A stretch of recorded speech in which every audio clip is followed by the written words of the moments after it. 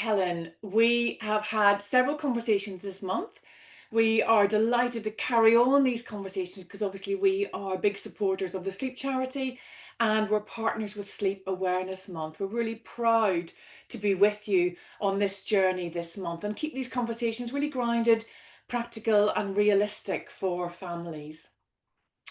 So Helen, you've joined us today. You're a specialist sleep practitioner with the Sleep Charity, and you've worked with children and families for decades, especially those with additional needs and big emotions. Thank you for being with us. How are you today? I'm really well. How are you? Good, good, good. Helen, before we dive in, can you share a little bit about the families you typically support and what you're seeing around sleep right now? Yeah, I work with all families from 1 year old right up to school and college leavers. And the vast majority of my service users have ASD and or ADHD. Typical issues sort of centre around having difficulty dropping off, brains being too busy to enable that to happen. Lots of them wake throughout the night, often multiple times. Parents often struggle to get their children up to bed. And that time of the day is often something to be dreaded rather than enjoyed, which is such a shame, isn't it? And in this unregulated industry, it's important to get your information from a reputable source. And at the Sleep Charity, we make sure that everything we share is up to date, trustworthy, evidence-based. And as you mentioned, at the moment, this is Children's Sleep Awareness Month. It happens for the whole of February. It's in collaboration with UHQ and yourselves, of course. And the special focus this year is on schools to help teach children about sleep and enable them to confidently reach out to families. There's lots of downloadable resources, and these include lesson plans, classroom activities, posters, soundscapes and guidance, and there are some really lovely soundscapes from yourselves in there, aren't there? And lots of people have already accessed this, and we're not even halfway through February yet. Oh, that's amazing. I'm so glad it's been a great success. And last week, we had a really interesting conversation around how we can support sleep and emotional regulation at home, particularly for parents. And tomorrow we go live with our interview with regards to schools and educators. And you've given some really great advice and tips for managing that emotional kind of regulation within the classroom and supporting potentially sleep or sleep deprivation. So, if there was one sleep insight that you wish every parent could hear, especially those dealing with emotional overwhelm at the end of the day, what would it be? Well, there's never just one. Building the quality of sleep first is more important than the quantity initially. Being able to drop off in a calm environment where the child is well regulated is really essential for good quality sleep. Getting that deeper and more restful sleep helps us to process what has gone on in the day. It helps us make sense of it. It builds our resilience in coping with tricky situations if they happen again. Gaining perspectives and making sense of the world all happen during sleep. And once we've learned how to drop off in a calm way, we can then look at how much sleep we need to get, and we can slowly increase if it's necessary. Having that calm atmosphere isn't something we can just take for granted. It really does take planning and sometimes a lot of work. And a child who comes home from school dysregulated is going to need support and strategies for releasing those emotions and then decompressing after that release. Understanding their sensory needs and meeting them might be a part of that sort of welcome home time of the day. Having a known and trusted wind down in the hour before going up to bed can help in a number of ways. It can be tailor-made to suit your child's interests. Removing screens at this time gives the brain time to rest from that hyper-aroused state it was probably in while they were on it. And using activities, sensory wind downs, music, or movement can all help with this. The body gets used to the same things happening at the same time every day. And then what it starts to do is react and relax in anticipation of that routine. And for our neurodivergent children, when the world outside is not only unpredictable, but also untrustworthy, Knowing their safety at home through routine is actually crucial for providing that safety net. And knowing there are boundaries and knowing they can predict what's coming next and in what order can provide that security, which in turn helps with their regulation. That is so interesting and so true. And what I hear so often from parents is that bedtime becomes the moment when everything spills out, the day, the emotions, the exhaustion. And it's reassuring to hear that this is about regulation and not failure.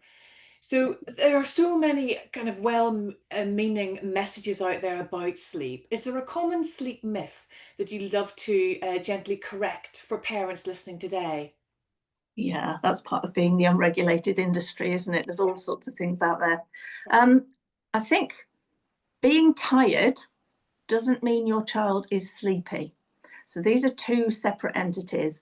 And I think parents often feel they're at a loss and feel they must be doing something wrong because they can see the child's tired, but they just can't get them to drop off. Yeah. So be reassured that even when they're sleepy, even someone like me wouldn't be able to get your child to sleep. So it's nothing you're doing wrong.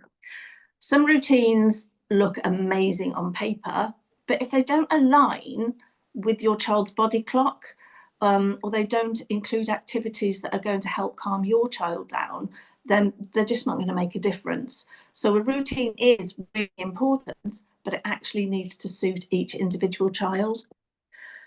Going to bed later, sometimes we might recommend that, but it will be for a really specific reason, such as a delayed sleep onset, which is very typical in our teens. But a primary age children needs, and this is a rough guesstimate, around about 11 hours sleep for a night. So it's making sure they're emotionally ready for sleep so they can go at a time that suits their age. Now, the bedtime needs to be optimal for the child's circadian rhythm, and it might not be when we as parents would ideally like it to be. Trying to force sleep when they're not ready can actually have the opposite effect. Bedtime can become a time of pressure and stress, and the children can actually feel like they're failing at sleep because they can't drop off when they're often told to do so.